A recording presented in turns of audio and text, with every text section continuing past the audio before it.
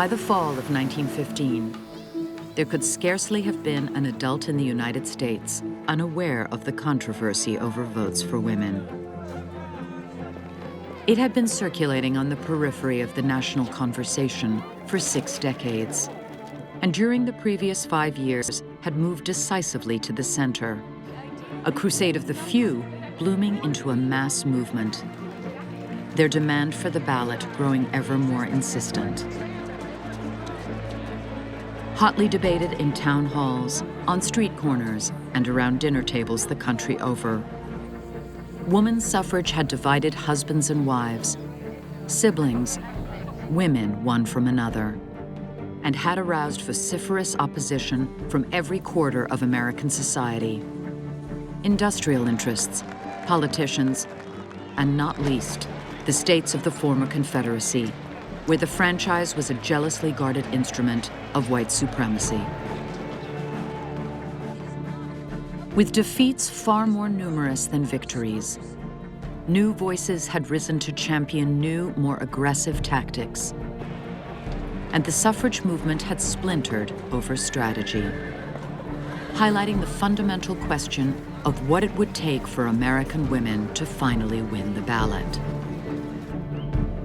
What no one anticipated in 1915 was the lengths to which they would actually have to go. This is a real struggle. It is a struggle over ideas. Who are women? What can they be? What can they do? Who should they be? It is a struggle over power. Who gets to say what this nation is and how it does what it does? The fact that there is resistance to the expansion of democratic rights is not uniquely American. When people have some rights that other people don't have, you have to convince them to share. Not everybody's going to want to. At Liberty Mutual, we believe progress happens when people feel secure. That's why we exist to help people embrace today and pursue tomorrow. Liberty, liberty, liberty, liberty. Liberty Mutual Insurance is a proud sponsor of American Experience.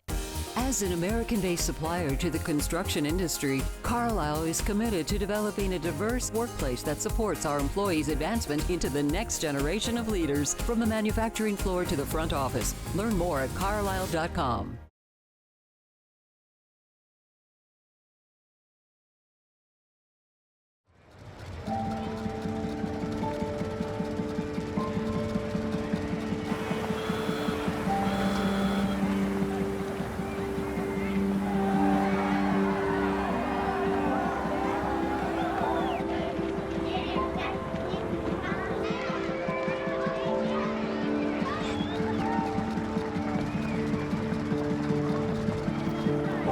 On September 16, 1915, at the Panama Pacific International Exposition in San Francisco, 4 women, virtual strangers, climbed into a waiting car, drove through the fairground gates, and headed east to launch a new phase in the very long struggle for women's suffrage, now in its 67th year and counting. It was close to midnight when they set out. Their final destination, Washington, D.C.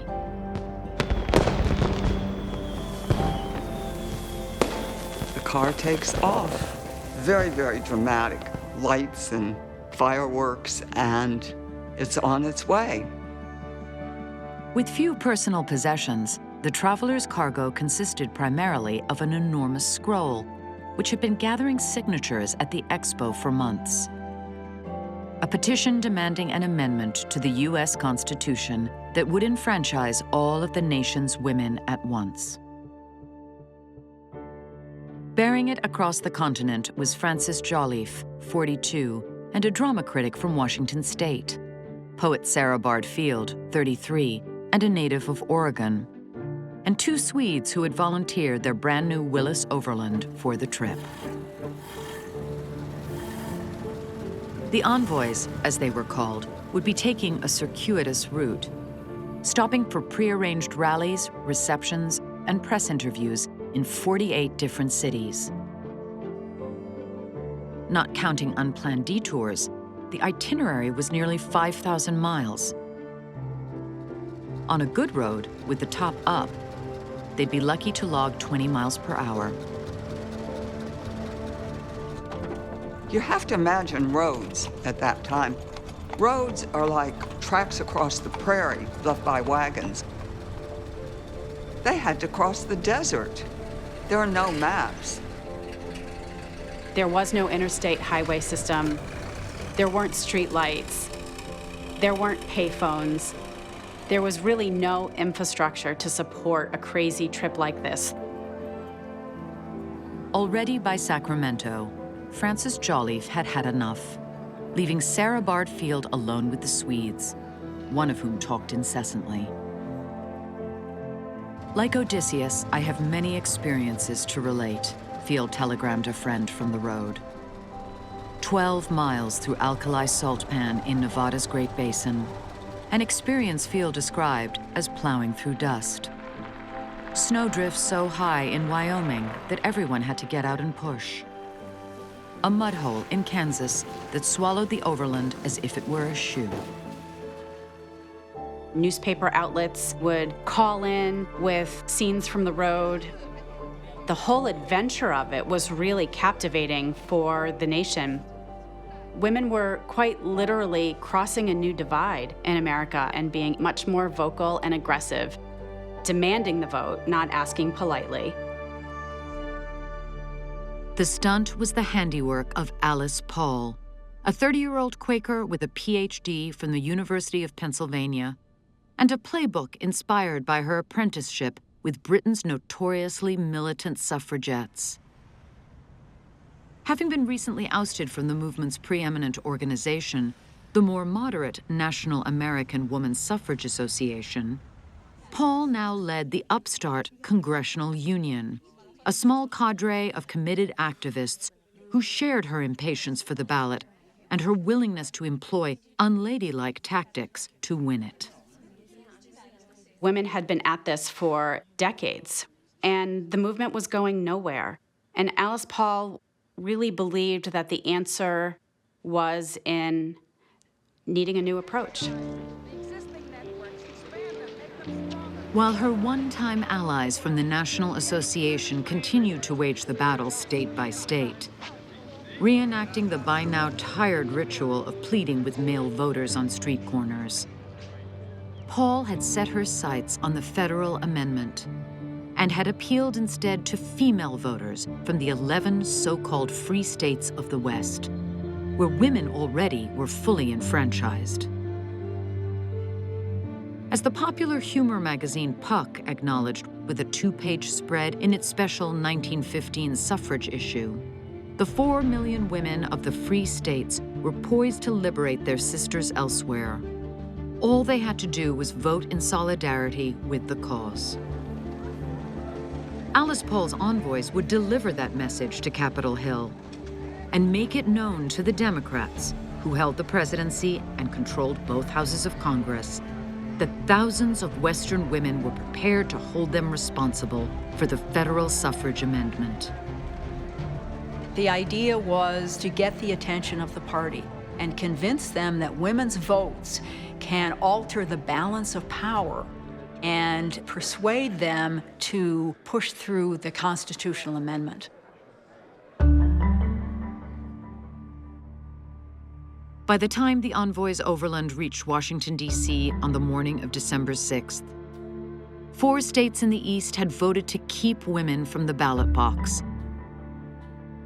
And even those suffragists who dismissed Paul as a militant had begun to see the wisdom in her demand for the federal amendment. President Wilson received the envoys graciously. "Nothing could be more impressive," he said, surveying the petition. "This visit of yours undoubtedly will make it necessary for all of us to consider very carefully what it is right for us to do." What the president did not say was that he had already decided what was right to do. As he'd put it to a friend just the night before, woman suffrage will make absolutely no change in politics. It is the home that will be disastrously affected. Who is going to make the home if the women don't?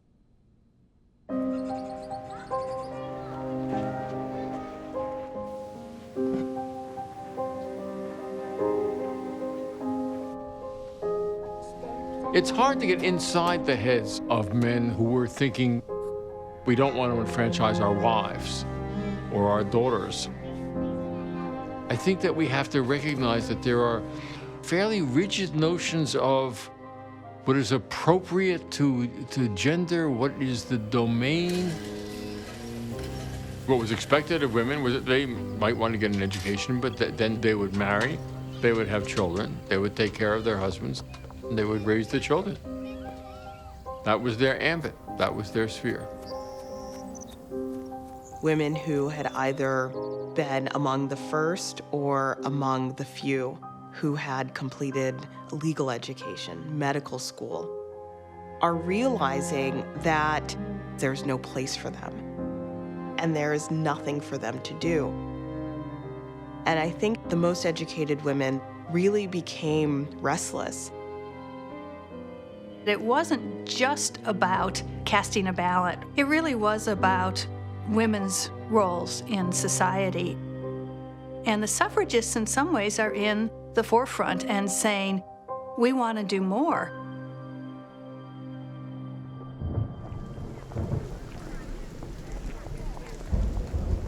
By the late spring of 1916, the call for a federal suffrage amendment had become a clamor. And in June, despite a torrential downpour, 5,500 suffragists turned out to press the point at the Republican National Convention in Chicago. Accompanied by a pair of mascots borrowed from the local zoo, the column of women stretched for 2 miles. A vast sea of umbrellas, the Chicago Herald observed, in unbroken formation. Never before in the history of Chicago, probably of the world, has there been so impressive a demonstration of idealism, of consecration to a cause. It was precisely the sort of coverage the newly elected president of the National Association had been hoping for. Carrie Chapman Catt was 57, and the crusade for women's suffrage had been the one constant in her life, a thread that stretched backwards through 2 marriages and the deaths of both husbands, through the teaching career that had financed her college education, all the way back to her adolescence in Charles City, Iowa, and the election of 1872. Carrie Catt is in her family farmhouse. It was a very political family. Her mother was a big supporter of Horace Greeley, who's running. Carrie Catt names her cats after the presidential candidates. It's a big deal in the house. And so her father and her older brothers and the hired hands get dressed to go vote. But her mother just is still in her housecoat and isn't getting dressed. And she says, why aren't you going? Aren't you going to town to vote? And the men laugh. And her father, who she adores, says, well, don't you know, voting is too important to allow women to do this. And she's just stunned. At that moment, she realizes she had to work towards this.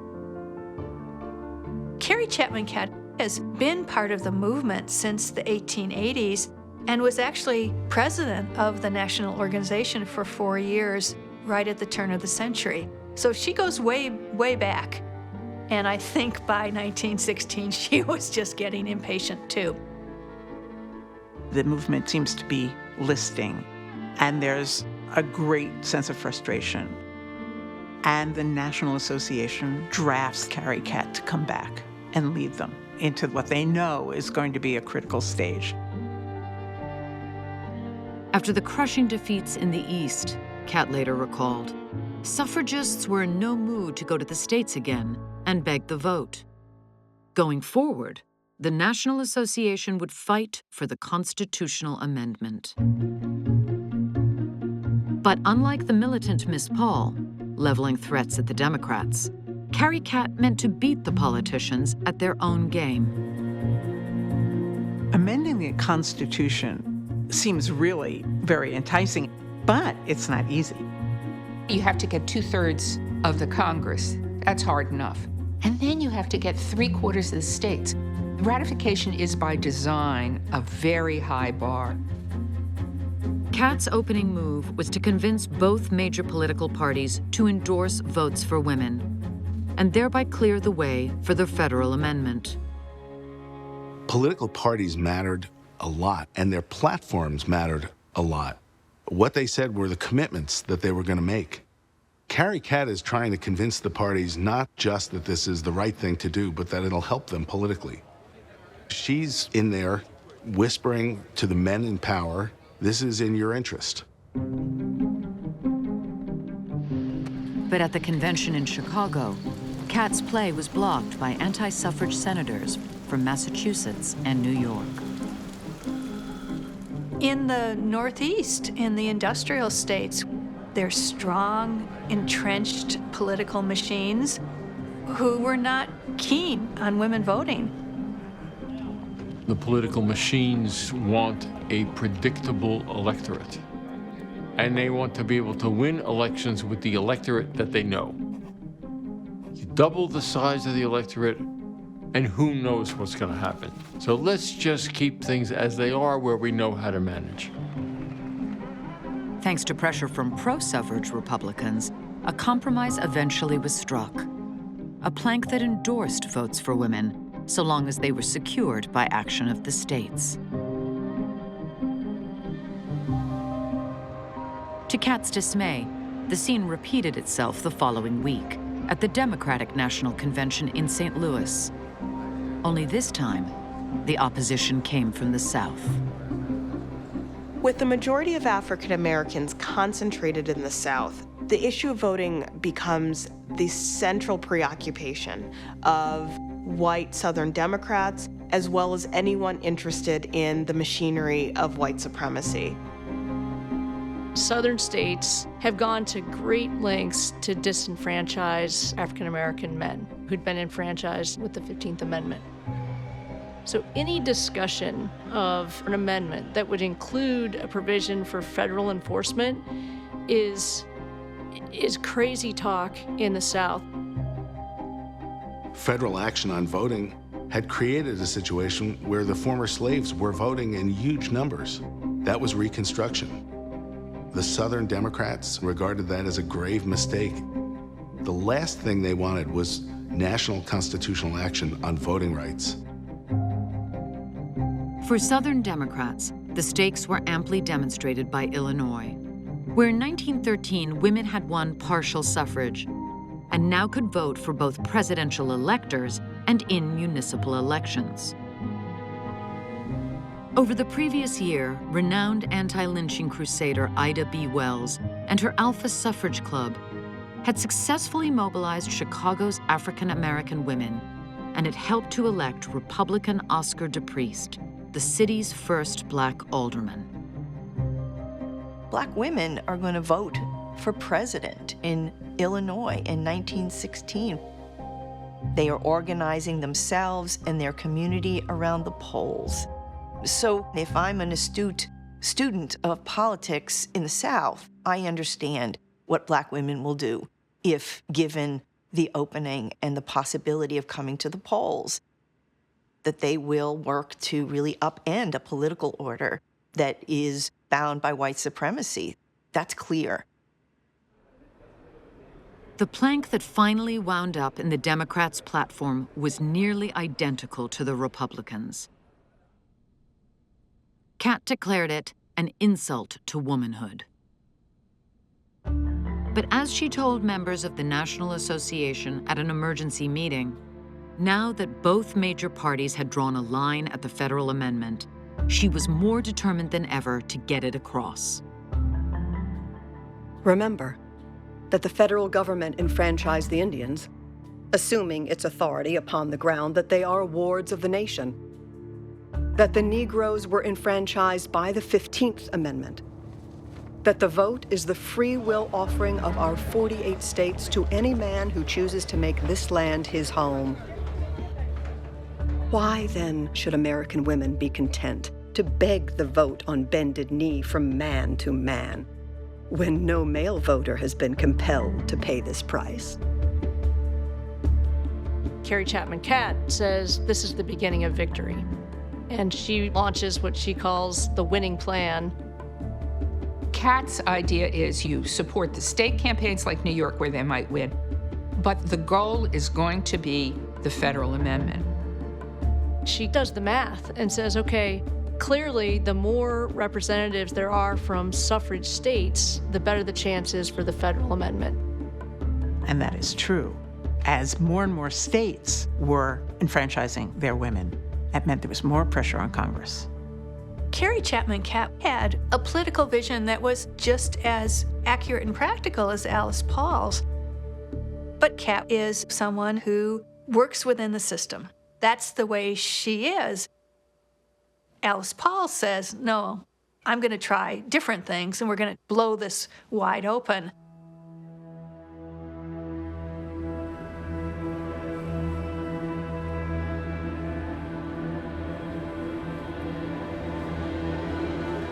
Beyond America's borders in the summer of 1916 was a world fraught with danger.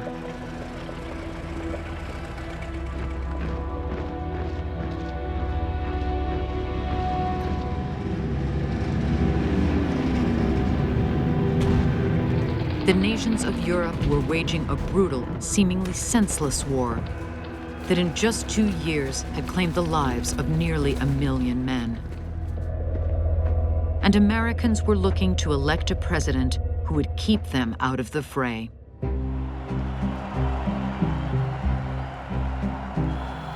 It was shaping up to be a tight race. Woodrow Wilson, who'd been nominated by his party on the first ballot, had the advantage of incumbency.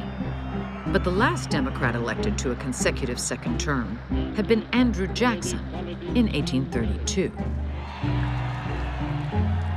Already, the slogans were flying, newspapers were opining, and the Republican nominee, New York Governor Charles Evans Hughes, was barnstorming the country, trying to distinguish himself from the competition. They're both sons of ministers, they're both lawyers. Teddy Roosevelt called Hughes the bearded Woodrow Wilson. They were so much alike. And Alice Paul sees an opening here. She thinks she has a real chance to defeat Wilson.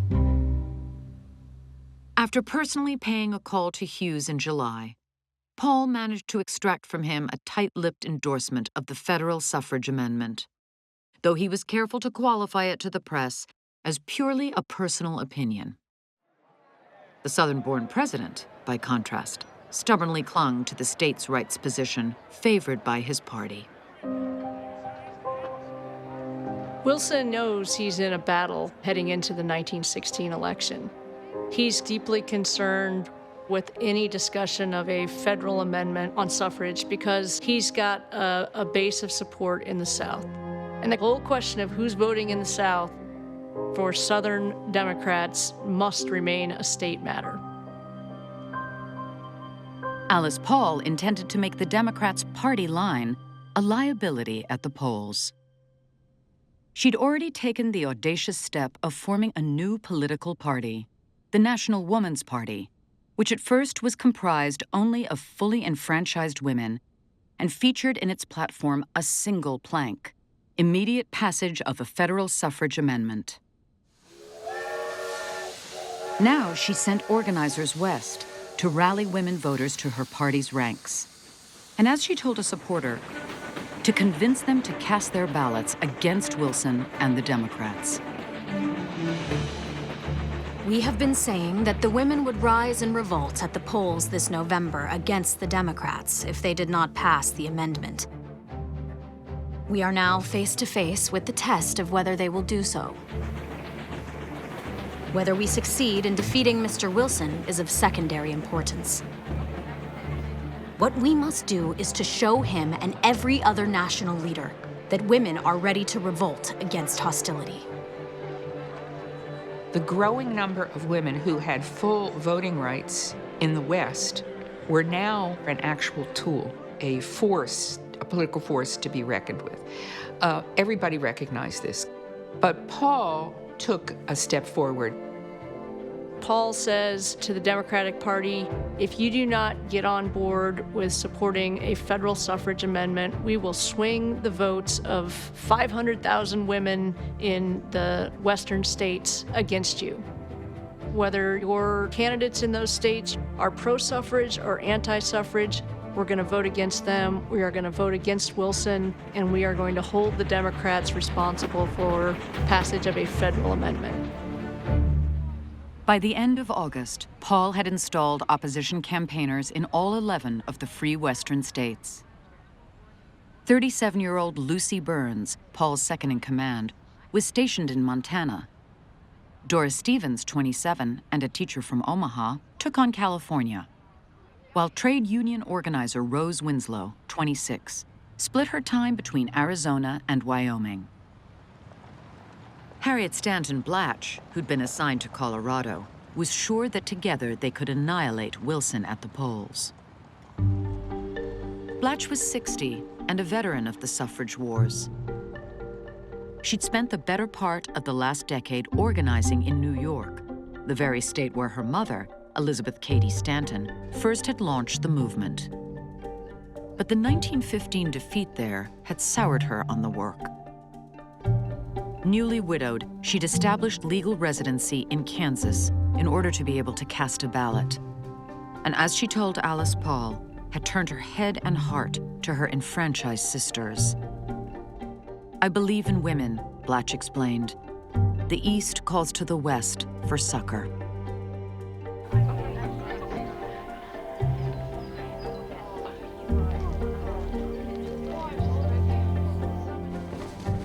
They're equipped with banners and leaflets and copies of the Suffragist.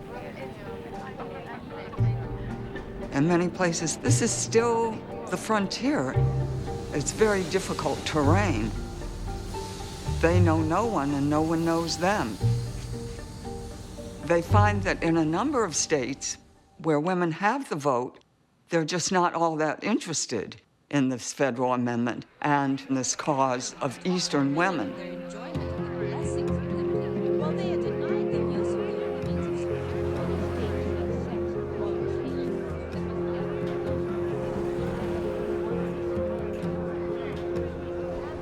It's 1916. Nobody really cares about this. They're concerned about the war in Europe, and Wilson is announcing he won't take the United States into it. What in August had seemed a promising venture, by September had become a punishing grind as the campaigners shuttled over hill and dale to canvass far-flung voters. I am absolutely worn out, Harriet Stanton Blatch grumbled, by routing out at midnight and 4 o'clock in the morning. Even women half her age had begun to flag. By October, no fewer than 8 were down, from nervous exhaustion, bronchitis, food poisoning.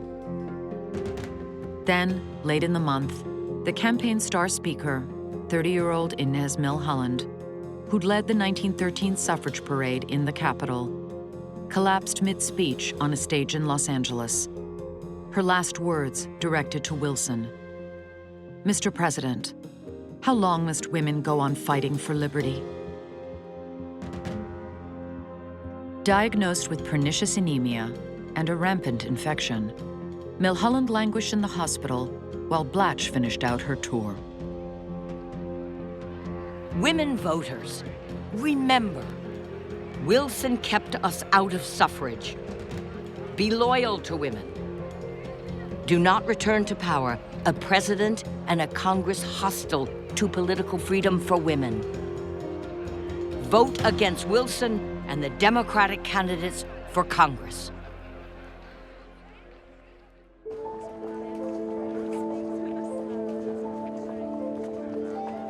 When voters went to the polls on November 7th, they delivered one of the closest elections in American history. Based on incomplete returns, some early editions on the 8th declared for Hughes. By the 9th, those papers were publishing retractions. Wilson had eked out a victory after all. Of the 12 states where the National Woman's Party had campaigned against him, the president had carried 10. The premise of Paul's strategy was that women would be single-issue voters, that they would privilege suffrage above all else. And that strategy turns out to just be incorrect. Compared to the issue of America's entry into the war, suffrage was way down on the list. The Western campaign didn't have a huge impact, but it really opened people's eyes to the lengths to which Alice Paul was willing to go to keep the momentum going.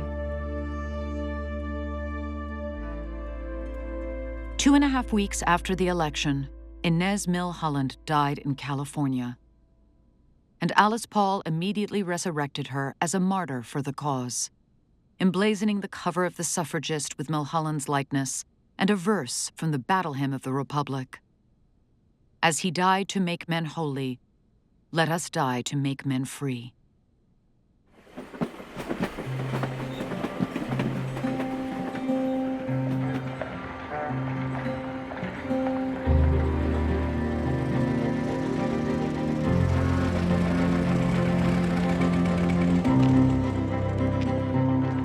When Maud Wood Park, a newly appointed lobbyist for the National Association, arrived in Washington, D.C. in late 1916, it was with some reluctance.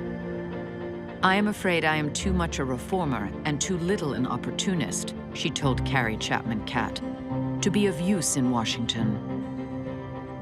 But as Park recalled, the lobby was a key component of Mrs. Catt's winning plan, and she'd refused to take no for an answer.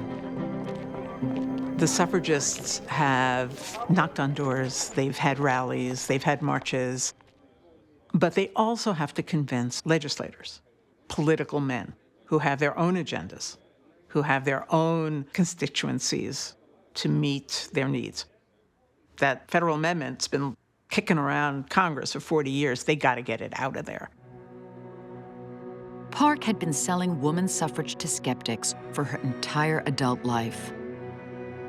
One of only 2 women in her 1898 Radcliffe graduating class to support votes for women, and appalled by her generation's apathy, she'd gone on to found the College Equal Suffrage League, which by 1908 boasted chapters in 30 states. She was no less tenacious when it came to politicians. Back home in Massachusetts, she'd once trailed a state legislator into a saloon to secure his pledge for women's suffrage. But Capitol Hill was alien terrain. The briefing she received on the task ahead left her, she later said, so scared by the number of mistakes which it was possible to make. I wondered whether I should ever have the courage to open my lips to speak. Maud Wood Park really hadn't spent any time in the nation's capital until that point. She had to teach herself how Congress worked, and I think she was at first a little surprised at how dysfunctional it was, how things didn't get done, and how people seemed to be spending an awful lot of time not doing anything at all. But she's the kind of no-nonsense person that would just think, okay, what are we going to do about this? From the National Association's new headquarters on Rhode Island Avenue, Park now would oversee more than 24 volunteers from 16 different states and guide their efforts to push the federal amendment through Congress, one legislator at a time, all of them men. Washington insiders called it the front door lobby. The word lobby already had a negative association. Lobbyists were corrupt people who bribed politicians in back rooms. What was so unusual about the suffrage lobbyists is that that was not the way they operated. They were going to go in through the front door, and they were just going to sit down and make the case. Maud Wood Park trained a whole corps of lobbyists. She taught them how to approach congressmen.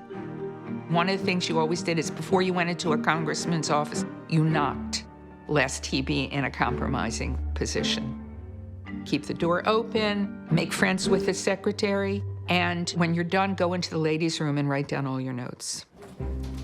They keep very detailed records on every legislator in Congress. They know who his enemies are, they know who his friends are, they know who his donors are, they know the skeletons in his closet. And they'll use it if necessary. Just sweetly, just mention that they know it. And then just keep at it. Keep coming back. Not get discouraged. Don't nag them, but just don't go away. During the month of January 1917, Park's lobbyists met with 326 members of the House, 20 of them on more than one occasion. The reports on the interviews, read in bulk, could be dispiriting. Polite but positive, against woman suffrage. Believes that woman dwells apart from man in her nature. Maintains that Illinois is the only place east of the Mississippi where there will ever be women voting. Still, by the end of the month, the lobbyists had gained a total of 11 new supporters. Small result after 4 weeks of work, Park acknowledged, but nevertheless, progress. Becoming active in the suffrage movement changed women. It taught them capacities, taught them how to run organizations, how to run political campaigns, what it was like to collaborate with other women. It got women to do things they didn't think they could possibly do.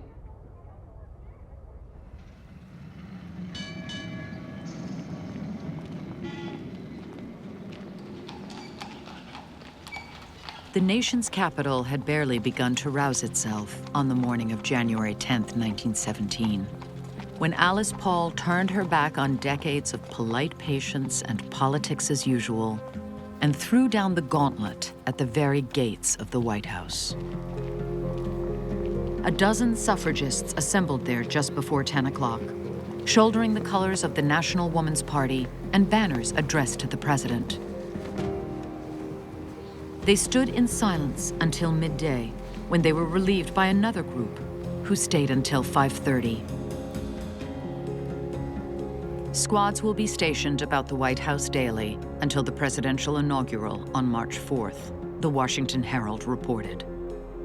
This is generally regarded as the most militant move ever made by the suffragists of this country. No one had ever picketed outside the White House like this before. For women to stand at the gates of the White House and demand attention from the president, to demand rights, is stepping far outside of social norms for that time. There had been picket lines in the labor movement for years. It's not a tactic that they invented. But applying it to suffrage and using the White House and specifically its occupant, Woodrow Wilson, as the target was something entirely new. It was a brilliant way of upping the ante. The demonstration had been hatched in tandem with Harriet Stanton Blatch, who'd led a deputation of 300 women to the president just days before to secure his pledge for the federal amendment as a memorial to Inez Milholland. Wilson had refused. Until the orders of my party are changed, the president had told them, it is impossible for me to do anything other than I am doing. For Blatch, the only rational response was radical action. We have got to take a new departure. We have got to bring to the president individually, day by day, week in and week out, the idea that great numbers of women want to be free, will be free, and want to know what he is going to do about it. It's now 1917. They have not made any real progress toward a federal amendment. They can't point to any real success. Something new is needed. The whole idea was to put pressure on the decision makers and to get under the skin of Wilson. You are not going to ignore this movement. At first, the protest seemed a source of amusement to Wilson, who tipped his hat to the women as he passed through the White House gates. On the second day, when the temperature hovered at 35 degrees and the pickets were reduced to perching on hot bricks and taking turns with a donated muskrat coat, he sent a messenger to ask them in for coffee, a kindness they refused. By the fourth day, everyone involved had come to regard the demonstration as a trial to be endured. "We are all worn out by the picketing," Alice Paul confessed to a friend, "and how we shall keep it up until March 4th is a problem we cannot face with equanimity." Alice Paul and her staff do an incredible amount of outreach. They are reaching out to nearby states, to colleges, to small suffrage groups, anybody they can think of who would be interested in coming to demonstrate at the White House for the suffrage amendment. So desperate was Paul for fresh recruits that she even issued invitations to local African-American activists, setting aside her deep conviction that their presence risked turning a woman's protest into a racial one. 53-year-old Mary Church Terrell, a charter member of the NAACP and a longtime suffragist, answered the call more than once, though she'd long ago resigned herself to the fact that white suffragists typically found it more expedient to exclude her. If you're a black woman, white women's racism is not news. Racism is the order of the day. You know what that is. But that's not exactly a reason to stay home. African American women understood that the right to vote was yet another tool to try to dismantle the structures that were still in place even after the end of slavery, and to ensure African American safety and perhaps prosperity. So Mary Church Terrell was willing to join white women's protests to the extent that she believed it would ultimately deliver the vote for black women. For every show of solidarity, however, there was a defection. Paul was bombarded with letters protesting the picket, resignations, cancellations of the Suffragist, even a plea from her mother to call off what she described as the undignified annoying of the president. Instead, the vigil continued, day in and day out, usually 6 days a week. By way of explanation, Paul offered an analogy. If a creditor stands before a man's house all day long demanding payment of his bill, the man must either remove the creditor or pay the bill. Alice has never lost her focus on Woodrow Wilson.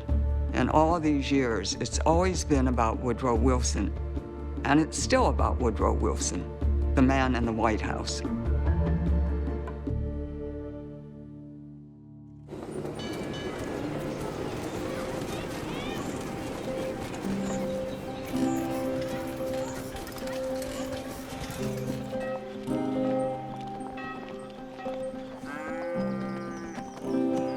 For nearly 3 years, while the countries of Europe have been consumed by battle and bloodshed, the rhythms of America's day-to-day had continued with little variation or interruption.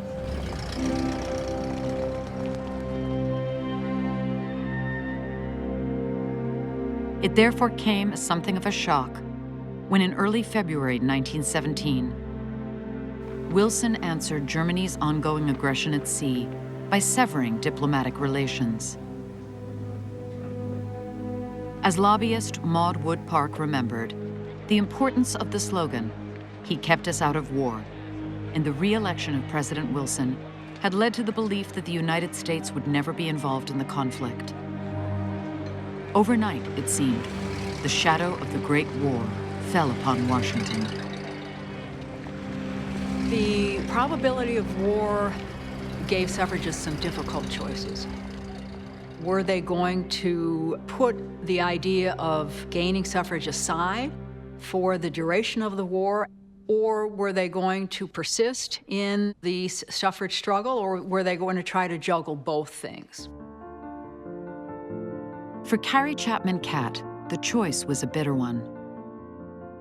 Like many suffragists, she was a lifelong pacifist and believed that women, once they voted, would put an end to war. Just 2 years earlier, she'd helped to found the Women's Peace Party and had been advocating ever since for disarmament and mediation in Europe. But if American women refused to back their country now, she reasoned, they could hardly expect the country to back them.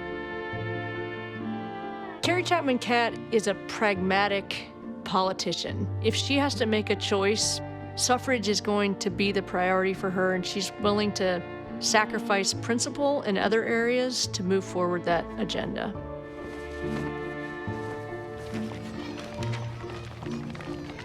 On February 5th, as the nation grappled with the implications of war, Catt arrived in the Capitol to have dinner at the White House. Officially, she was the guest of the Secretary of the Navy, but the evening's host was President Wilson. This dinner comes at a really important time for Wilson. He's facing the prospect of having to say to many of those who voted for him, I am no longer able to keep us out of war. For Catt, it's also a really important time. There are major states, New York being the most significant, that are having a referenda in the fall of 17, and she needs President Wilson's support. So we don't know for sure what happens at that dinner. There's no transcript of what they discuss, but what we do know is what happens afterwards. Less than 3 weeks later, in a hand-delivered letter to President Wilson, the National Association offered its services to the government of the United States. Although it was made clear that work on behalf of suffrage would not be set aside, the commitment to Wilson was unequivocal. In the event they should be needed, and insofar as we are authorized, we pledge the loyal support of our more than 2 million members. Carrie Catt takes the approach that if we can prove to Wilson that American women can be trusted, are citizens, are patriots, are willing to step up, are willing to support him, then maybe we can slowly turn him around. She also makes one of the great compromises of her life. And she's kicked out of the Women's Peace Party. She is snubbed by her fellow pacifists. And she does this because she feels this will help gain support for the federal amendment. Alice Paul, for her part, expressed no support for the war. And the daily protest at the White House gates went on, to the mounting consternation of not only President Wilson and the men of Congress, but also Harriet Stanton Blatch, who believed that in a time of national crisis, picketing ought not to be pursued. Even Paul's mentor, the implacable British suffragette Emmeline Pankhurst, had set her demand for the vote aside when England went to war. But Paul refused to back down. When the Civil War began, Susan B. Anthony was told the same things we are being told today. If she'd only drop her suffrage work and become an abolitionist, women would be given the vote as a reward as soon as the war was over. She did drop her work, and as a result, all legislation in which women were interested was promptly dropped. Alice said, I am not going to make that mistake again. We are going to continue the battle for the federal amendment. We are going to continue picketing. And they did.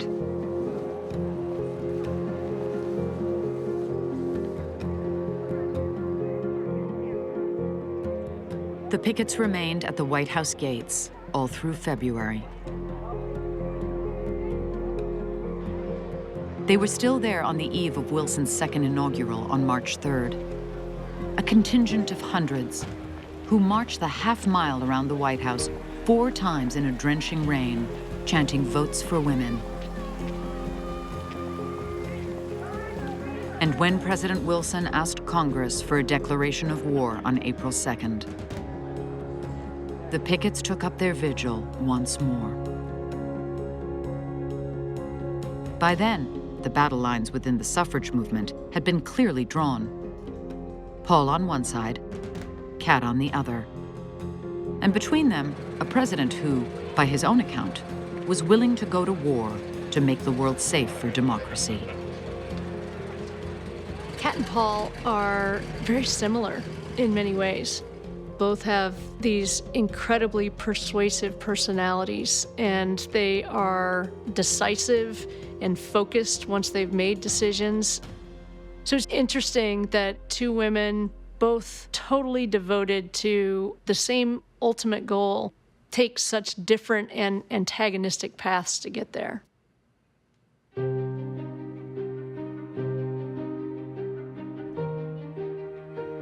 The joint session of Congress that President Wilson called in April 1917 was historic. Not simply for the declaration of war it was asked to consider, but because for the first time, a woman participated in the deliberations. 34-year-old Jeanette Rankin, a longtime suffragist, now the newly elected Republican representative from the free state of Montana. When Rankin arrived in the House chamber that morning as the first woman ever to hold federal office, she was greeted with cordial applause. After taking the oath of office, she reintroduced the woman's suffrage amendment and made history again, as the first of her sex to sponsor a bill in Congress. And in the hours before dawn on April 6th, Rankin held fast to her pacifist convictions and voted against sending American sons and husbands to the killing fields of Europe. Although 50 others voted with her, Rankin's dissent made no difference. And the nation woke that morning to the prospect of imminent war, a prospect many suffragists regarded as an opportunity.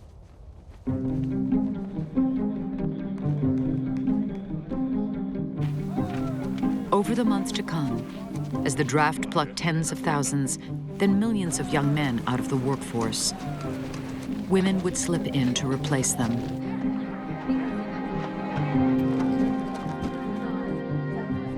They took jobs in foundries, oil refineries, blast furnaces.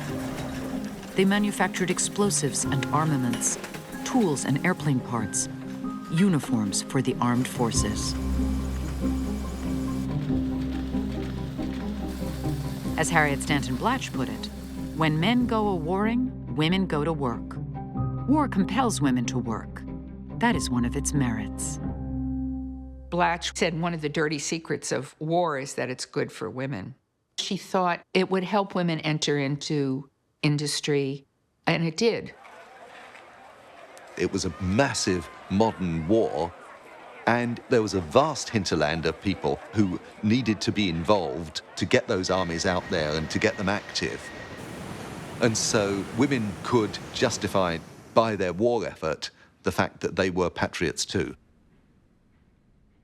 In Washington, the Wilson administration moved to avail itself of the support Carrie, Chapman, Catt, and others had pledged, and created the Women's Committee of the Council for National Defense, the first governmental entity entirely comprised of and focused on women. With Anna Howard Shaw, Catt's predecessor at the National Association, as chairwoman, and Catt one of the Committee of 10, the council marshaled the resources of scores of women's organizations and put them in service to their nation's defense, coordinating the cultivation and distribution of food, providing assistance to the Red Cross, promoting patriotism among recent immigrants. Caps were knitted for soldiers, Liberty bonds sold, and more than $100,000 raised to maintain a hospital in France. 74 women of the National Suffrage Association, most of them physicians or nurses, volunteered to go abroad to staff it. Catt, meanwhile, saw to it that their good turns for democracy did not go unnoticed. They run a very sophisticated public relations outfit out of New York, pumping out articles about women in the war and all the wonderful things they're doing. They send these to newspapers around the country. This is the mass media of the time. There's not even radio at this point. This is how America is learning what women are doing for the war. Catt talks of women's war service as being equivalent to military service. It's as if she's leading a military organization, an army of women, and that's the phrase that she uses. The army of women organized for suffrage are now organized in support of the nation during a time of war. The argument going back to the Revolutionary period was, if you carry a musket, you should have the right to vote. It was there in the Revolution, it was there in the War of 1812, it was there in the Civil War. Women weren't carrying guns in World War I, but they're making the argument that they are critical to the war effort, and thus the right to vote should be extended to them.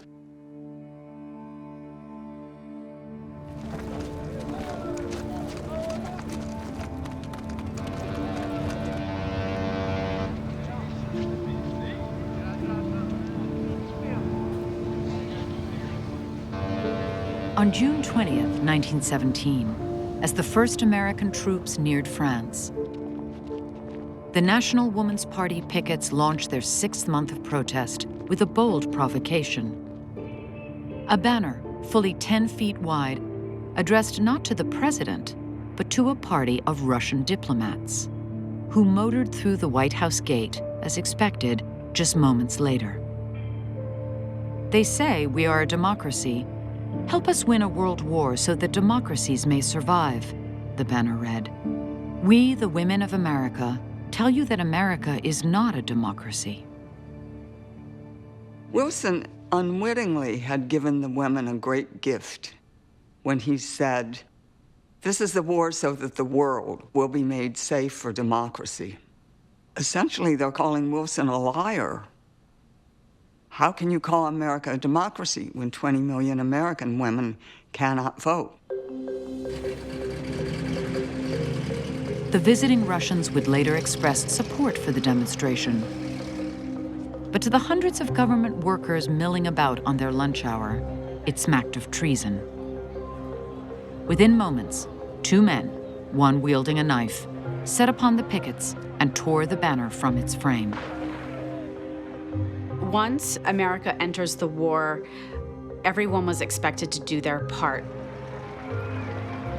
They were supposed to be good patriots. They weren't supposed to be questioning the president. These women become traitors. They become people who are refusing to stand up for their nation during a war. Wilson wanted the pickets gone. I dare say you heard about the fracas raised by the representatives of the Woman's Party, he wrote his daughter. They certainly seem bent upon making their cause as obnoxious as possible. I think he hated Alice Paul with a passion. She was a thorn in his side constantly. He tried to ignore it. He made the women think he was ignoring them, but you know he was peeking through the curtains to see what they were up to. Something has to be done, and it's very difficult because nothing the women are doing has changed. They're still standing on this rather wide sidewalk, holding up banners. It's the conduct of the people watching them that has changed.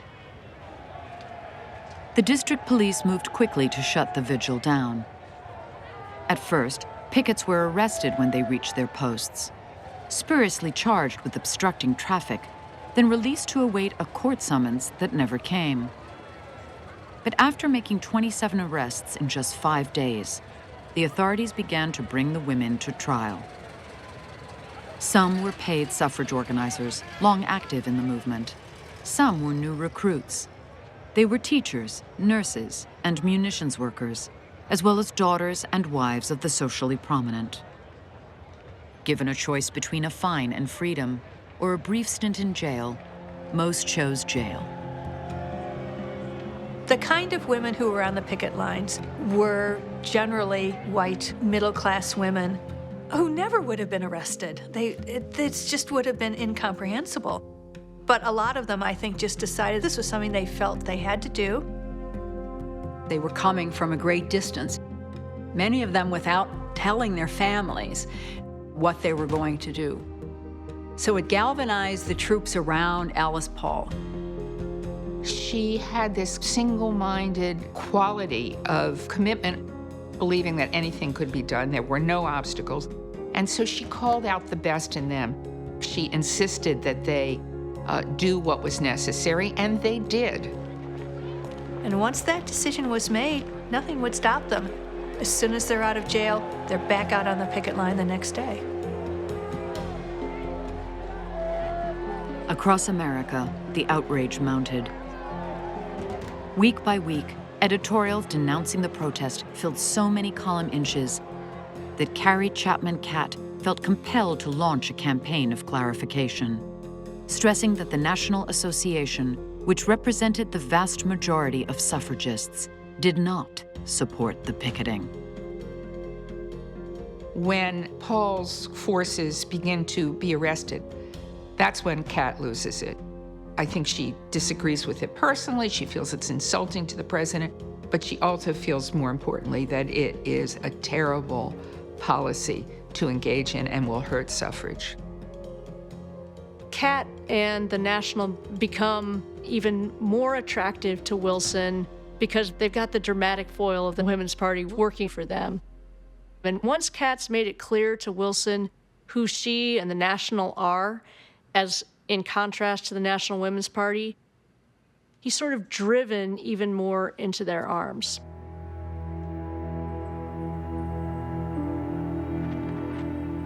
By midsummer, the pickets' intractability had become so vexing to President Wilson that his administration conspired with local newspapers to minimize coverage of the vigil, hoping a lack of publicity would tamp it down.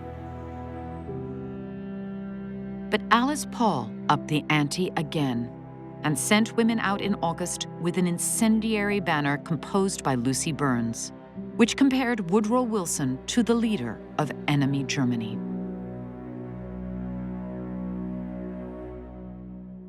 Several days of near riots followed, as again and again, pickets with identical banners were attacked by furious mobs.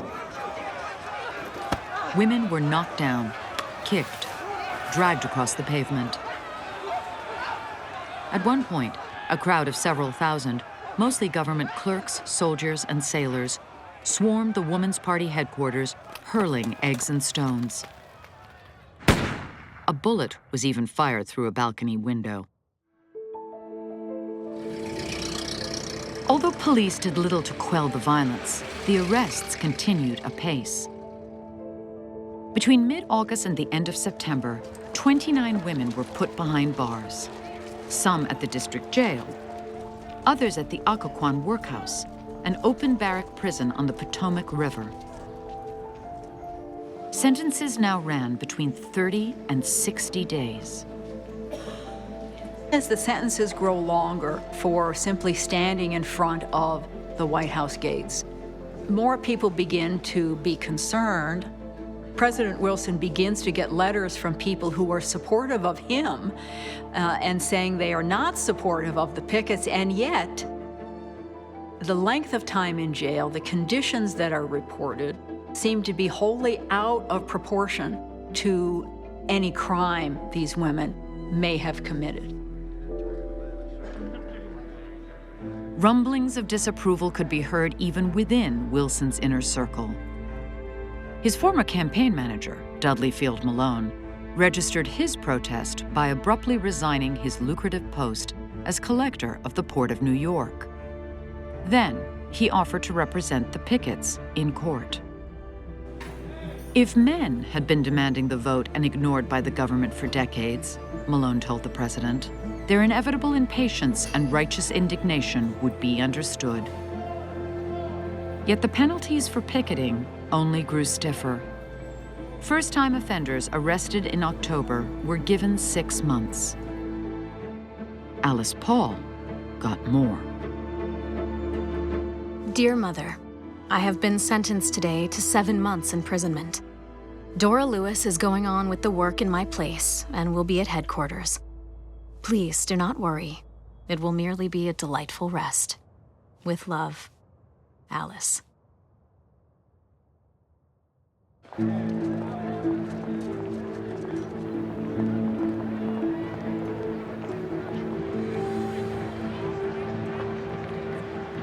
On October 27, 1917, 1 week after Alice Paul was handed down her sentence, Carrie Chapman Catt led a phalanx of 20,000 suffragists down New York City's Fifth Avenue. Together, on their placards, they carried the signatures of more than 1 million women to a petition demanding the right to vote.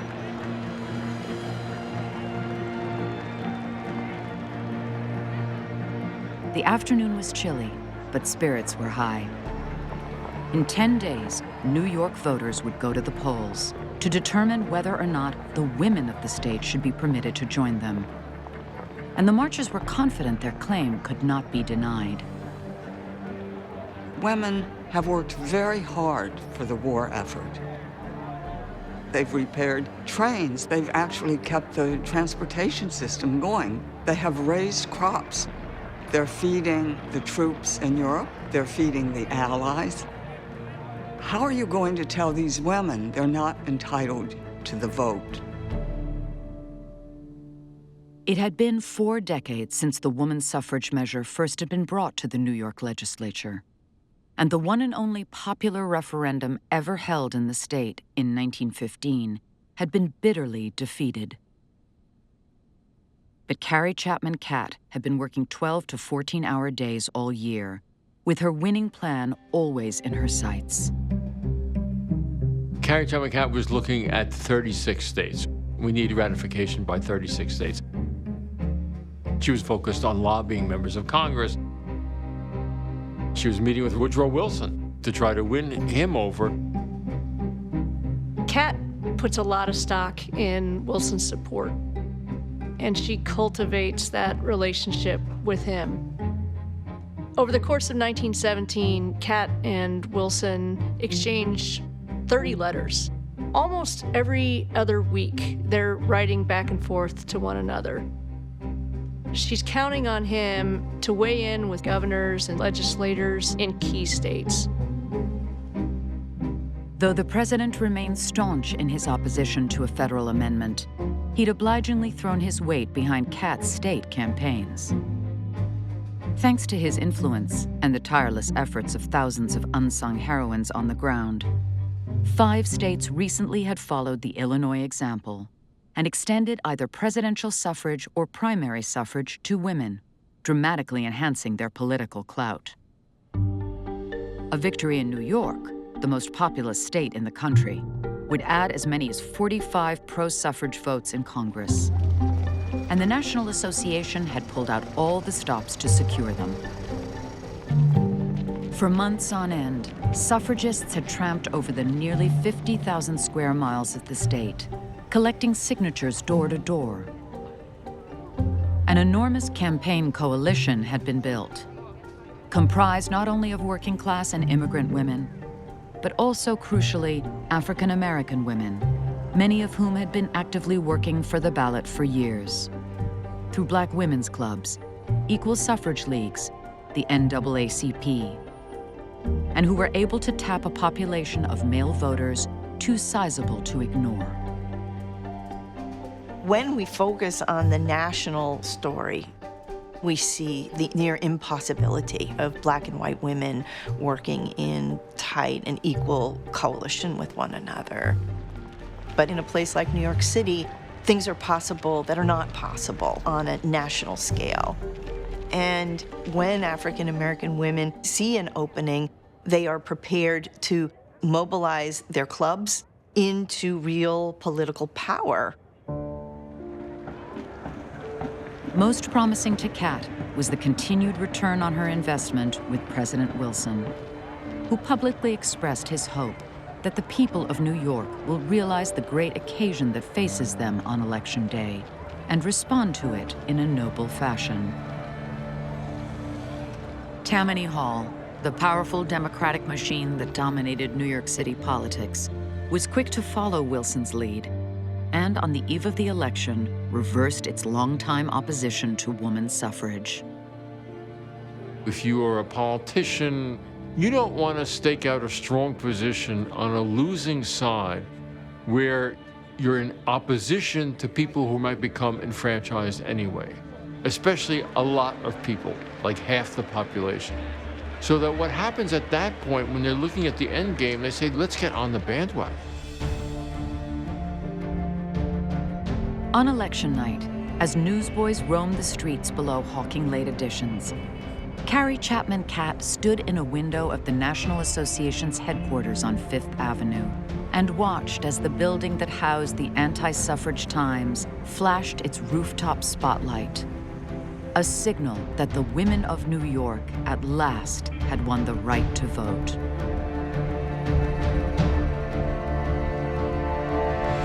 At a victory celebration the next day, before an auditorium packed to the rafters, Catt opened her remarks with the words, "Fellow citizens."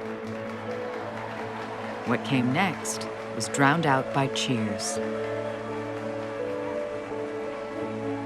But Catt had no time for jubilation.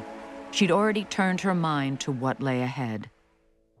The victory is not New York's alone, she declared. It's the nation's. The 65th Congress will now pass the federal amendment. Catt called the New York victory the Gettysburg of suffrage, meaning it was the battle that turned the tide. But it wasn't the battle that ended the war.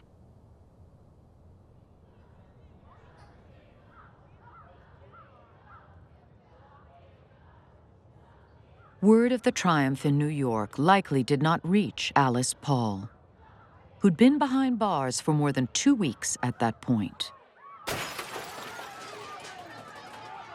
On her second day in, she'd incited her fellow suffrage prisoners to rebellion, encouraging them to fling shoes, tin drinking cups, whatever they could lay their hands on, through the high windows, just as she'd done 8 years earlier in a London jail.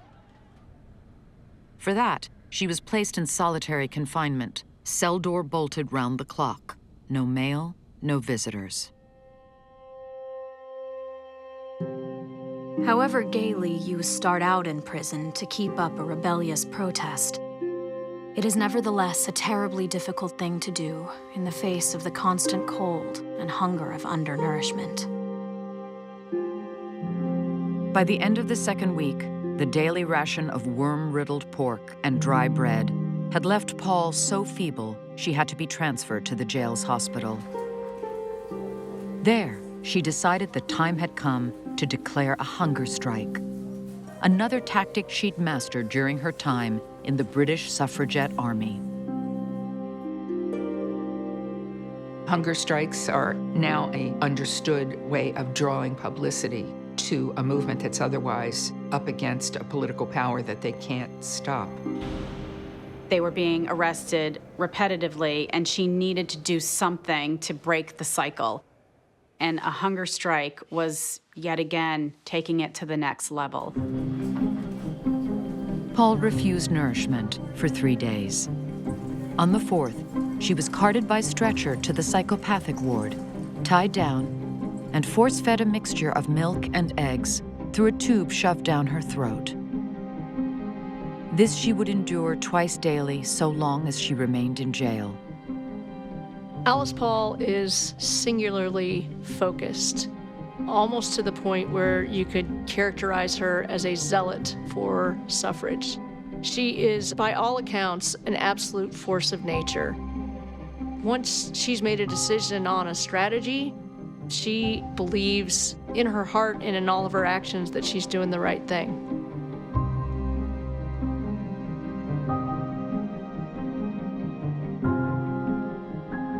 The news of Paul's ordeal, which played all across the country, was followed by yet more pickets, more arrests, more suffragists standing trial.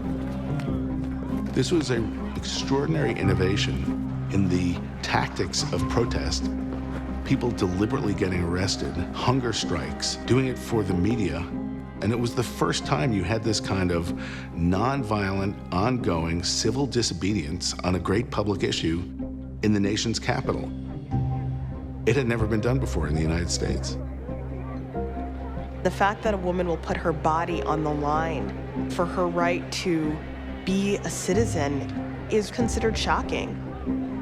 But women are realizing that if they don't act in these ways, nothing will change. In mid-November, no fewer than 34 women appeared before the district judge. Only one paid the fine, and then only because her husband, a former congressman, insisted upon it. The rest were sent to Occoquan with sentences of varying lengths. In recognition of her advanced age, 73-year-old Mary Nolan received the lightest of 6 days. Lucy Burns, who'd only just been released from her first stint at Occoquan, got 7 months.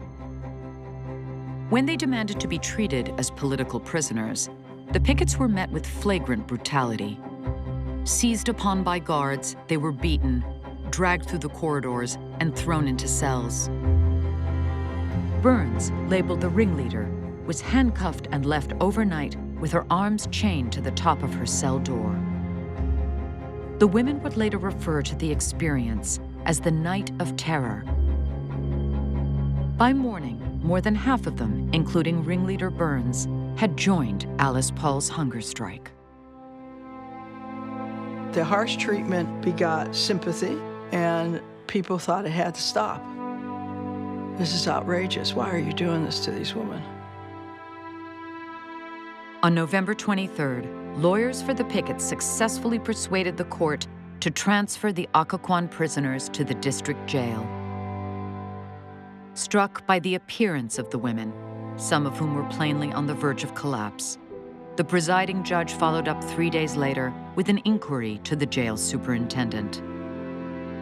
"Are there prisoners in your custody," he asked, "whose health might be endangered by serving further time?" The superintendent's reply was unambiguous. All of the suffragists. They were incredibly weak and beaten up.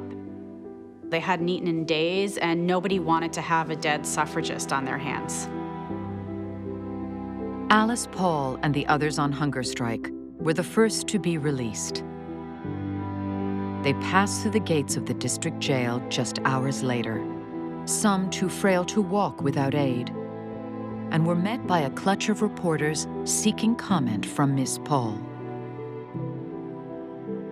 We were put out of jail as we were put in, at the whim of the government. They tried to terrorize and suppress us.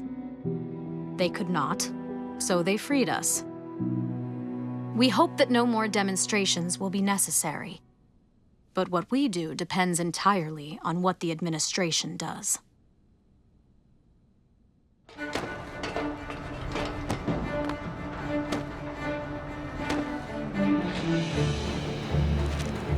The news broke 6 weeks later in headlines from coast to coast.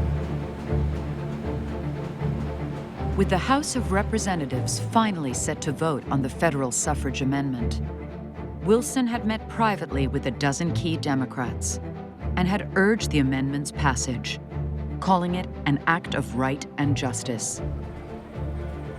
Early on, if you were going to put money down on whether or not Wilson would become a fierce advocate, going to personally plea with Congress on behalf of the federal women's suffrage amendment, that would not have been a good bet. But things changed pretty significantly by the middle of his second term. Just days before, in what would come to be called his 14-point speech, Wilson had outlined his plan for the end of the Great War and his grand vision for a lasting peace.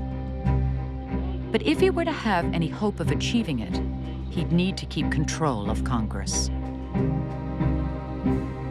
Wilson is doing whatever he possibly can to try to help Democrats win in the 1918 midterm elections. And one thing that is going to be used against them in state after state is their opposition to suffrage. I don't think he, at heart, changed his mind about where women's place was. But over time, between Carrie Chapman Catt and Alice Paul, he became convinced of the political expediency for himself, and more importantly for his party, of putting through the constitutional amendment. By late morning on January 10, 1918, it was standing room only in the House, with nervous suffragists counting and recounting their too-close-to-call tallies. When at last the clerk announced the final vote, 274 in favor, 136 opposed. A mad cheer went up from the galleries. The amendment had passed the required 2/3 majority by a single vote. As exultant suffragists made their way through the Capitol corridors and out into the streets, crying and singing hymns, few could doubt that Wilson's last-minute support had made a difference. What accounted for his conversion was less clear. Carrie Catt believed that it was her slow cultivation, her slow political seduction of him, proving American women deserved the vote, proving their patriotism through wartime, proving their citizenship. And Alice Paul claims credit because she embarrassed him in the eyes of the world by calling him a hypocrite. They were both right. You could make the argument that Catt and Paul were almost working in tandem, and that if you didn't know better and if you didn't know the level of animosity that existed, you might think that this was actually a strategy. This is not unusual in social political movements. What happens is that there is a split off of a more militant wing, and there are severe disagreements about tactics and strategy. But the upshot of it is that the two efforts work very well together, where the more militant wing is really pushing things forward and shifting the agenda and calling a lot of attention, but it makes the mainstream seem much more acceptable. The reality is, the moderate looks moderate only because somebody out there is making a fool of themselves or pushing in the line a little further. If not, they're the radical. When Alice Paul's boisterous troops returned to the Woman's Party headquarters, flush from the House victory, they found Miss Paul was already there, bent over her desk. 11 votes to win before we can pass the Senate, was all she said.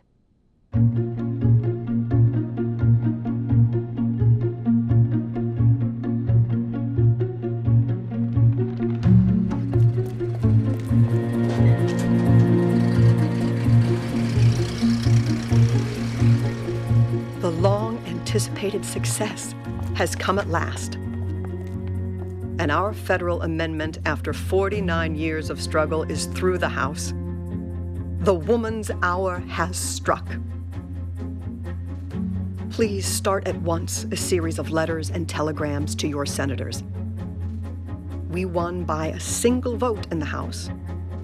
We may be beaten by a single vote in the Senate. Leave no stone unturned. Put on your armor, mobilize your army, and be ready. Yours for final victory before 1920.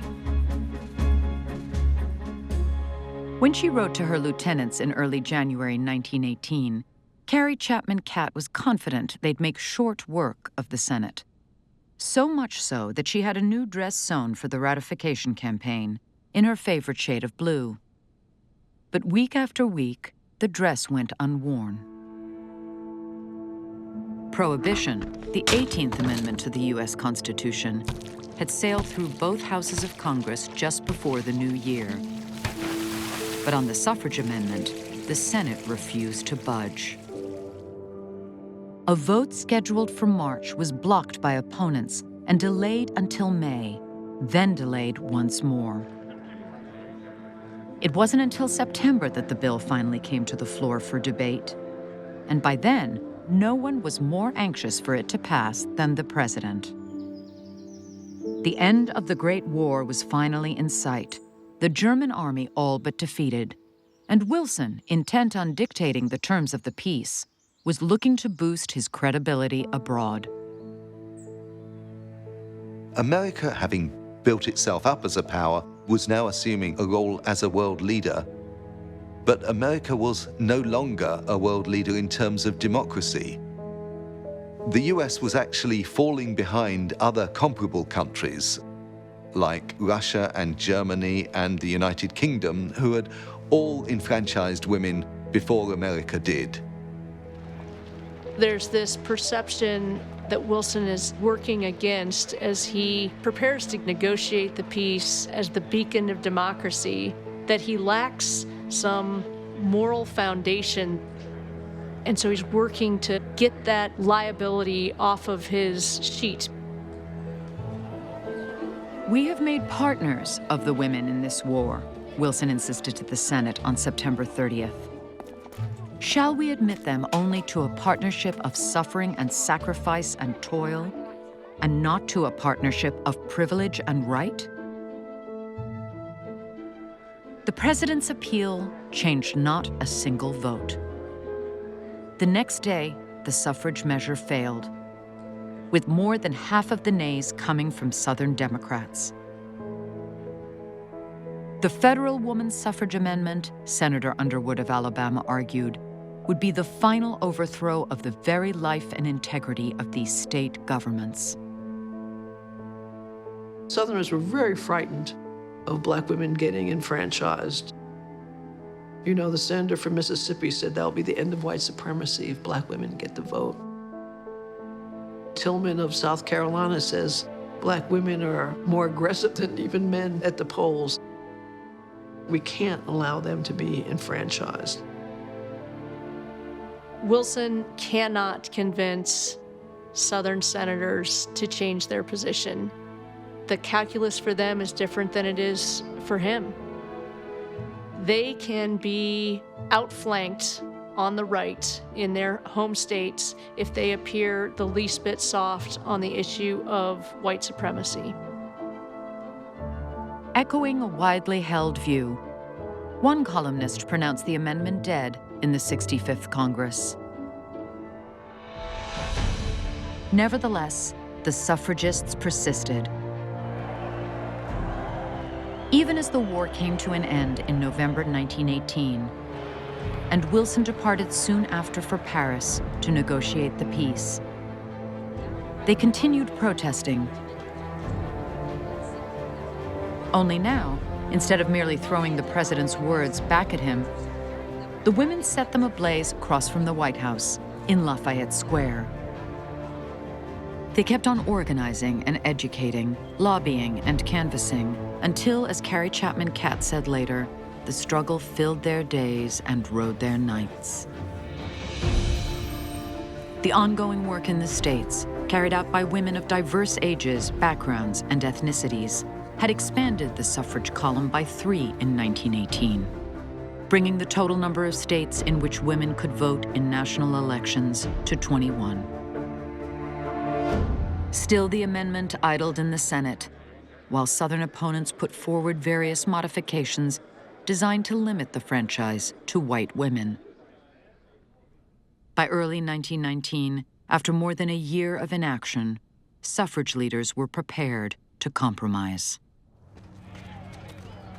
As she dispatched 26 members of the Woman's Party on a national speaking tour, with the slogan, "From Prison to People," Alice Paul clarified her objectives to the press. Negro men cannot vote in South Carolina, she told the New York World by way of example. And therefore Negro women could not if women were to vote in the nation. We are organizing white women in the South. Alice Paul is one of those people who believed that anything other than suffrage would dilute and diminish the issue. And so in some of these meetings where there are black women, They would talk about how they wanted to deal also with race as a part of this, and she said, absolutely not. This struggle is going on at the same time that the nation is resolving still the Civil War. How?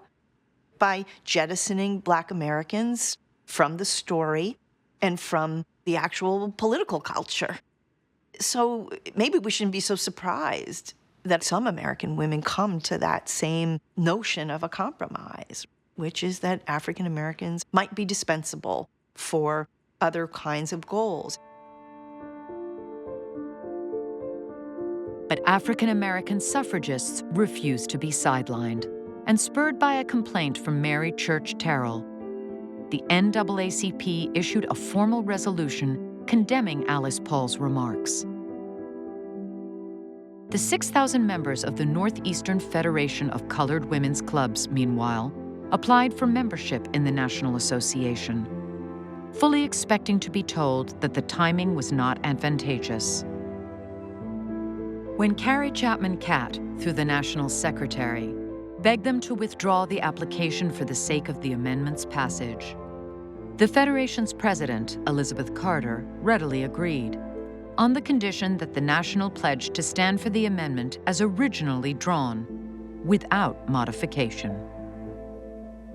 The Northeast Federation of Colored Women's Clubs realizes that they need to keep the issue of race within this conversation of women's suffrage. And so they are forcing women at the front of the suffrage issue to really kind of confess their sins. And it's strategic, and it's an act of disruption, as well as a challenge to organizations that had been poised to ignore Black women. In the end, only the Democrats' loss in the midterm elections broke the political stalemate. And it was a new Republican-controlled Congress that finally passed the federal woman suffrage amendment, exactly as written more than 40 years before.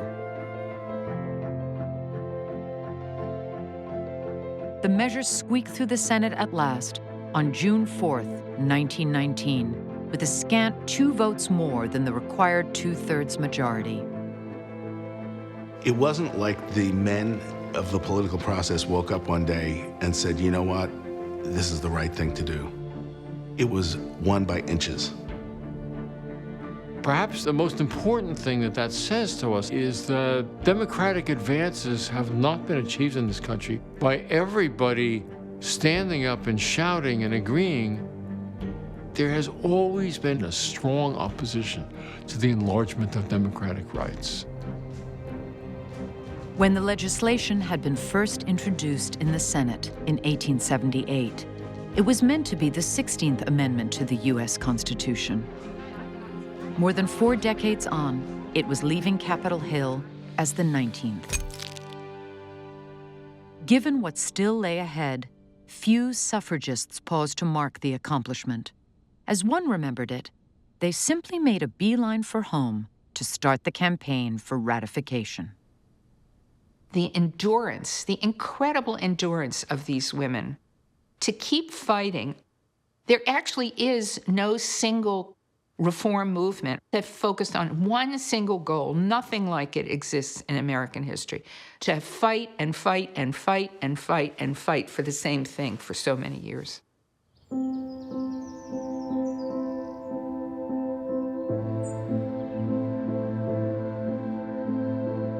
After years of militant protest, the image was at least improbable. Alice Paul, needle and thread in hand, patiently stitching satin stars to a flag. A gambit for publicity she dubbed the Betsy Ross of suffrage. When a similar photograph, featuring another Woman's Party member in the role of Ross, appeared on the cover of The Suffragist in mid-July 1919, the flag bore 11 stars, one for each of the states that had already ratified the 19th Amendment. Subsequent editions would track its progress through the state houses of America. 3/4 of the states have to ratify any federal amendment. There are 48 states in 1920. That means 36 states have to ratify. There were not 36 states at that point that already allowed women to vote, nowhere near that close. And so each state to add to that was a real battle.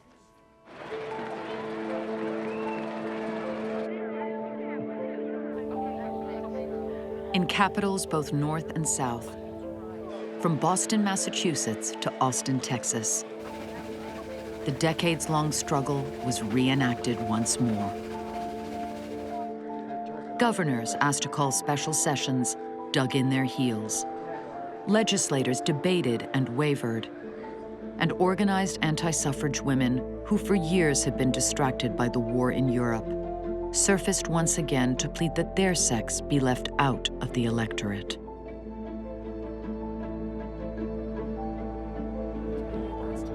It took the suffragists a full year. But as of mid-June 1920, 35 states had ratified the amendment. 8 more, 7 of them in the solid South, had rejected it. 3 others refused even to consider it.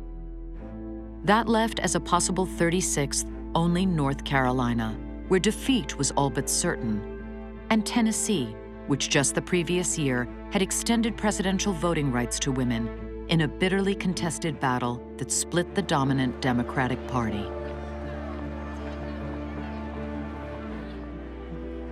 Tennessee's Governor Albert Roberts at first refused to call a special session. Then, in late June, came a wire from President Wilson, who pressed the governor to deliver the final state so that the Democrats could take credit for it.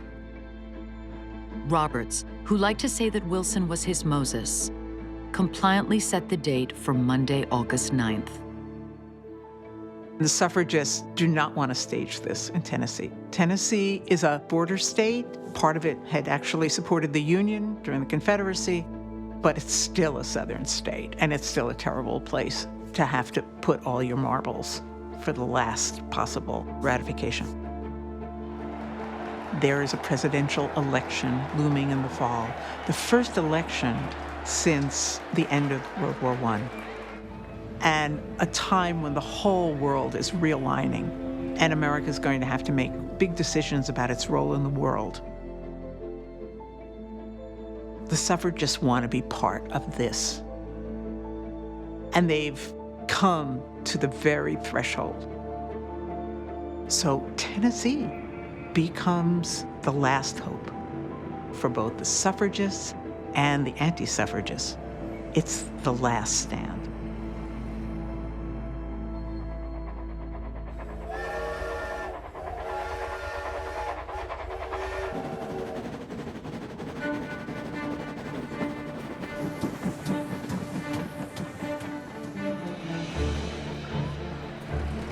They began to converge on Nashville during the first abysmally hot week in August 1920.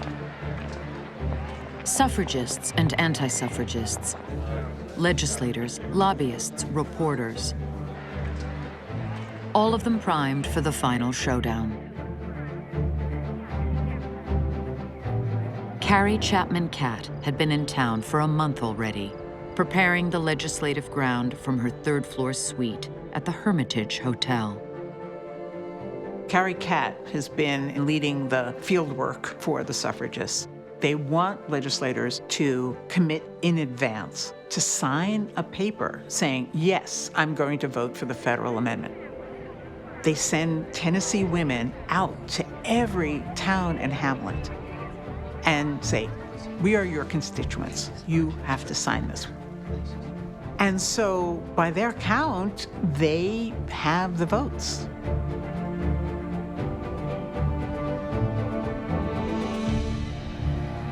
But now, as new arrivals crowded into town, Catt had a dark sense of foreboding.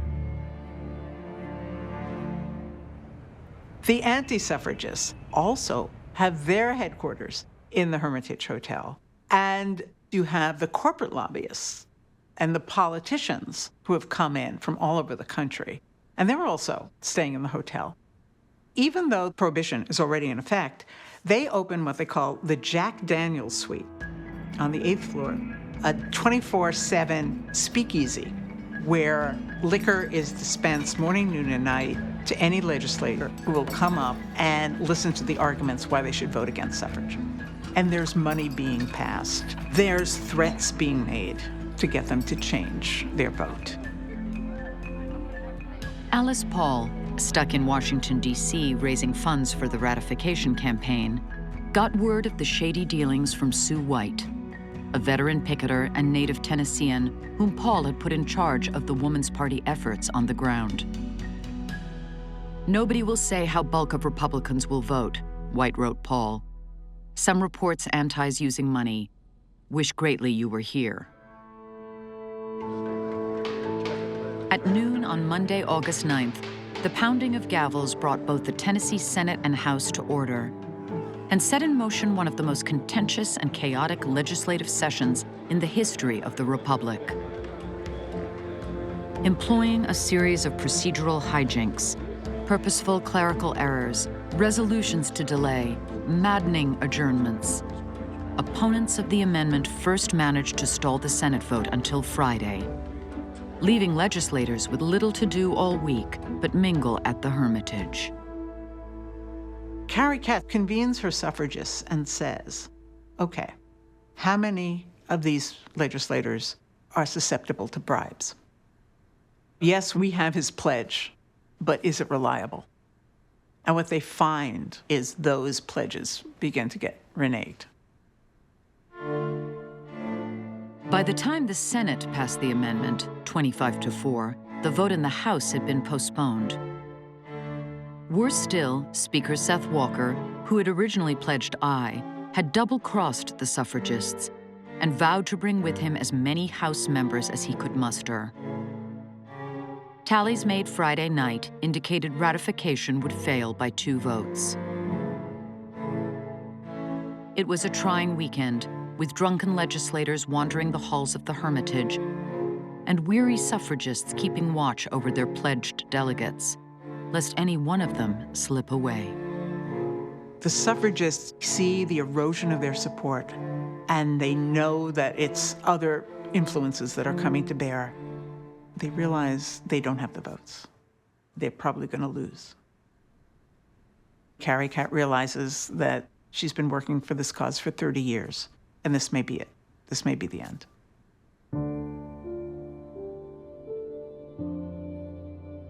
On Wednesday, August 18th, after 9 days of delays and 3.5 hours of debate, the suffrage measure finally moved to a vote on the House floor. In the galleries, anxious women reviewed their tallies, 2 votes shy of the required majority. The chief clerk began to call the roll. Anderson, Bell, Byrne. Harry Byrne was 24 years old, the youngest member of the legislature, and a representative of a strenuously anti-suffrage rural district. But that morning, a page had handed him a letter from his mother, which spoke more loudly to Byrne than did his constituents. It's a mother's letter. She's asking him to go shopping for her in the big city and buy some sheet music. But she also says she's been reading the papers and noticing he's not been supporting the suffragists. And she admonishes him and says, be a good boy and help Mrs. Catt.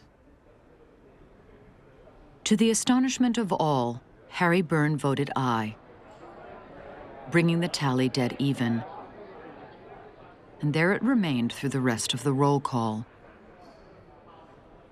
Suffragists were already weeping softly when, at the last possible moment, Banks Turner suddenly stood to address the speaker. The 30-year-old farmer had been counted as an opponent, but he'd kept silent when the roll was called.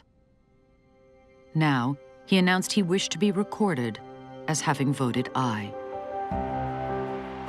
Catt, who'd elected to wait out the vote at the Hermitage, could hear the roar in the galleries clear across the street. Carrie Catt's window faces the State House, and she hears shouting, and she realizes this is it. The dream of her life was coming true.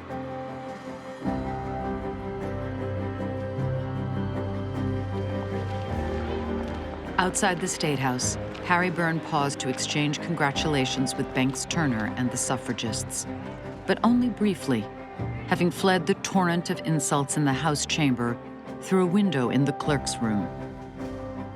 The closeness of the vote shows you how important the struggle is, and shows you weren't just fighting windmills. There is always an opponent, and that opponent has power, and they are yielding only because they have to. The rush wire from Nashville soon reached a waiting Alice Paul, who hastily stitched to her ratification banner the long-awaited 36th star.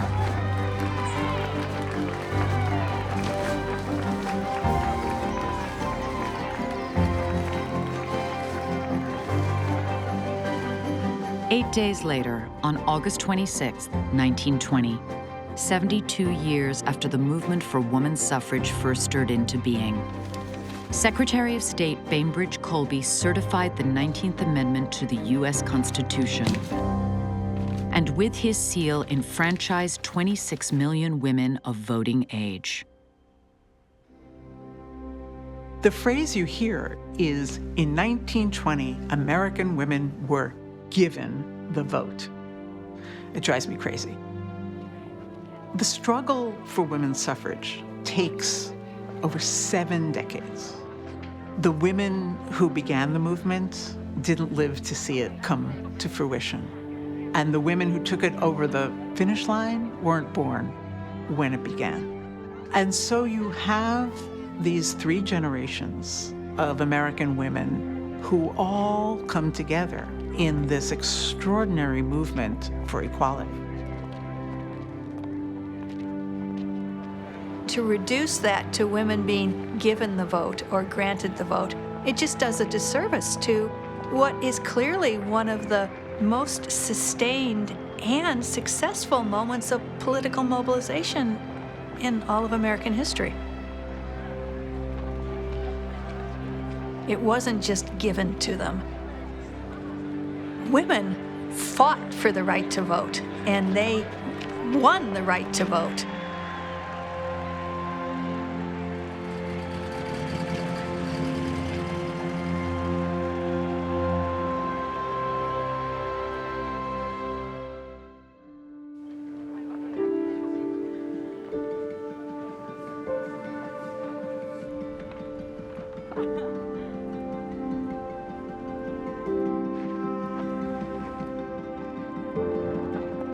When Americans went to the polls in November 1920, an estimated 9 million women were among them. Only 1/3 of the eligible female electorate, but roughly 3 times the number who'd been active in the suffrage movement's final phase. Many were African Americans who had eagerly registered to vote wherever they were able, from Massachusetts and Maryland to Ohio. But elsewhere, as one journalist observed, Black women had the right to vote in name only. Denied access to the polls by individual states, as Black men throughout the South had been, on grounds not specifically prohibited by the U.S. Constitution, many thousands of African American women and other women of color would remain disenfranchised for decades yet to come. If we're talking about fairness and equality and democracy, the whole idea of reform is to do away with as much discrimination as one can. You might not be able to do it all at the same time, but you gotta go for it, and you have to envision it. Votes for women, as everyone who'd agitated for them well knew, had merely forced open a door. It is incredible to me, Alice Paul remarked in 1921, that any woman should consider the fight for full equality won. But thanks to the 19th Amendment and the decades-long struggle that had secured it, that fight had at least finally begun. What the 19th Amendment meant for American democracy is hard to overstate. Half the population winning the vote is a tremendous step towards this young country, America, finally achieving the equality that Thomas Jefferson wrote about in the Declaration of Independence, a huge step towards America achieving its potential. Anytime you bring more people into full citizenship, you create new standards and new expectations for what a nation can do. And so the 19th Amendment meant that the concerns of women were important. When you enfranchise half the population, you're stripping away the argument that this is a privilege, this should be exercised by only certain kinds of people. The 19th Amendment is absolutely critical to the affirmation of voting as a right. The fight over the right to vote has never just been about ideals. It's always been about power and who has it and who doesn't want to give it up. We're still fighting over who has that power. And that fight to vote is the central story of American democracy. It's about who we are as a country and who gets to decide what the policies of the government are.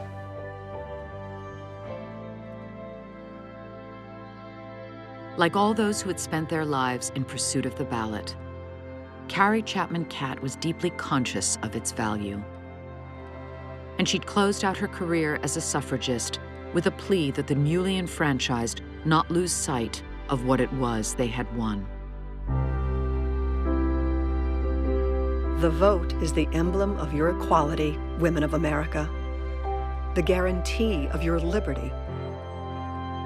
Women have suffered agony of soul, which you never can comprehend, that you and your daughters might inherit political freedom. That vote has been costly. Prize it. The vote is a power, a weapon of offense and defense, a prayer. Use it intelligently, conscientiously, prayerfully. Progress is calling to you to make no pause. Act.